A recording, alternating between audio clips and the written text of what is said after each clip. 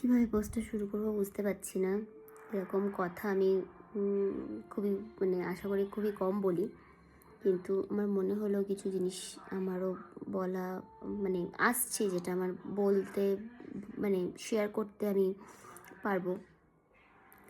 দেবলীনার পোস্টটা আমরা সবাই দেখতে পাচ্ছি, কম বেশি সবার নিউজ ফিডেই আসছে, যেহেতু এটা খুবই পপুলার একটা সঙ্গীত শিল্পী ওনার এই পোস্টটা। এক্ষেত্রে দেবলীনা যে স্টেপটা নিয়েছে উনি ঠিক আছে, আমি ভাবতে পারছি যে কোন পরিস্থিতিতে মানুষ দাঁড়িয়ে গেলে এই ধরনের ভাবনা চিন্তা তার মাথায় আসে এবং সে করতে পারে। অবশ্যই সেটা আমরা যারা নেই তারা বলতে পারবো না, সেটা হাজার বললেও বলতে পারবো না। তবে অ্যাজ অফ আমি একটা মেয়ে হিসাবে মনে করি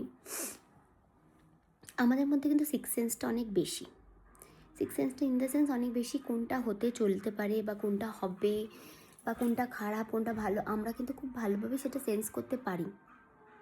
সেন্স করেও আমরা সেটাকে অ্যাডজাস্ট করি, যেটা দেবলীনা করেছে, সেন্স করেও সেটাকে অ্যাডজাস্ট করি যাতে সেটা ঠিক হয়ে যায়। আমরা আশা রাখি বা এক্সপেকটেশন রাখি, যেটা খুবই খারাপ জিনিস এক্সপেকটেশন, বিশেষ করে নিজের কাছের মানুষদের কাছ থেকে এক্সপেকটেশন রাখি যেটা ঠিক হয়ে যাবে। বাট সেটা যখন ঠিক হয় না, অ্যাট দ্য টাইম আমার মনে হয় নিজেকে শেষ করে দেওয়াটা it's not a solution. Fight করতে করতে একটা টাইমে আমরা সবাই ক্লান্ত হয়ে যাই, আমি মনে করি সবাই ক্লান্ত হয়ে যাই, সবার একটা নিজস্ব জায়গা থাকে, সেখান থেকে আমরা মনে করি যে আমরা হার মেনে যাচ্ছি। বাট আমাদের সেই জায়গাটা থেকেই ভাবতে হবে যে হার মানটা আলটিমেট সলিউশন নয়। কারণ আমরা যদি আজ হেরে যাই, যারা আমাদের সাথে জড়িয়ে আছে, যারা আমাদেরকে এক্সপেক্ট করে না বা যারা আমাদেরকে ভালোবাসে না, যারা আমাদের ভ্যালু দেয় না, তাদের তো কোনো যায় আসবে না। কিন্তু যারা দেয়, বিশেষ করে আমাদের মা বাবা, যারা বিশেষ করে দেবলীনার ক্ষেত্রে দেবলীনার মা দিদি যারা আছে তাদের ক্ষেত্রে, ফ্রেন্ডস যারা, তাদের ক্ষেত্রে তারা অনেকটা ভেঙে পড়ে। অন্তত তাদের জন্য ভেবে আমাদেরকে সেই স্টেপগুলো নেওয়া উচিত না, কারণ আমরা তো শেষ হয়ে যাব, আমাদের স্টোরিটাও শেষ হয়ে যাবে, সবাই মনে রাখবে, শুধুমাত্র স্মৃতিতে থাকবো।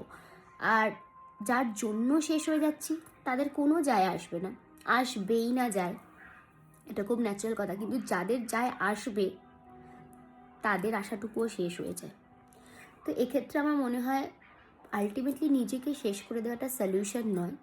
ফাইট করতে করতে একটা টাইমে ক্লান্ত হয়ে যাই, অফকোর্স সেক্ষেত্রে আমার মনে হয় ডিসিশন নেওয়াটা, যে না আমার এবার স্টেপ ব্যাক করা উচিত বা ডিসিশন নিয়ে নেওয়া উচিত যে আমি এটা করবো না, সেটা বেশি আমাদের লাইফের জন্য স্ট্রং হবে। হয়তো ডিসিশনটা আমাদেরকে অনেক কিছু হারিয়ে ফেলবে, আমাদের লাইফ থেকে অনেক কিছু হারিয়ে যাবে, একটা সম্পর্কই হয়তো হারিয়ে যাবে, কিন্তু আমারও তাই মনে হয় নিজেকে হারানোর থেকে, নিজেকে শেষ করাতে থেকে ওই সম্পর্কটাকেই কেটে ফেলাটা বা এই সম্পর্কটাকেই ছেড়ে দেওয়াটা উচিত। কারণ লাইফ একটাই, ভগবান আমাদেরকে বেঁচে থাকার সম্পূর্ণ অধিকার দিয়েছে, তো আমাদেরকে যে করেই হোক সেই সেই কর্তব্যটা পালন করে বেঁচে থাকাটা উচিত। অন্তত যারা আমাদেরকে ভালোবাসে, যারা আমাদের চারপাশে আছে, যখন আমি বারবার করে দেবলীনার মায়ের পোস্ট বা সায়ন যিনি অ্যাক্ট্রেস ওনার পোস্ট দেখছি, প্রতিজনের চোখে একটা জিনিসই ধরা পড়ছে যে তারা কতটা ভালোবাসে দেবলীনাকে, তারা কতটা কষ্ট পাচ্ছে তার ওই ছোট্ট এত বড় অ্যাকশনটার জন্য। দেবলীনা হয়তো এখন ফিল করতে পারছে না, আস্তে আস্তে যখন হিল করবে সে তখন ফিল করতে পারবে যে নিজেকে শেষ করে দেওয়াটা আলটিমেটলি সলিউশন নয়। আমি জানি সে সম্পূর্ণরূপে চেষ্টা করেছে হয়তো রিকভারি করার, ঠিক করার সমস্ত কিছুকে, কিন্তু আলটিমেটলি সে হার মেনে গেছে। কিন্তু এই জায়গাটাতেই আমাদেরকে বুঝতে হবে যে আমাদেরকে হার মানলে চলবে না, হার মানাটা আলটিমেটলি সলিউশন নয়, শুধুমাত্র তাদের জন্য যারা আমাদেরকে ভালোবাসে।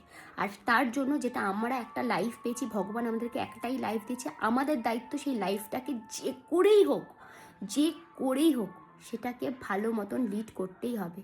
টাইম লাগবে, অনেক টাইম লাগবে, মাঝে মাঝে অনেকটা টাইম লাগে আমি জানি, কিন্তু আমার মনে হয় সেই সম্পর্কগুলোকে ছেটে ফেলে আবার নতুন করে শুরু করাটা বেস্ট।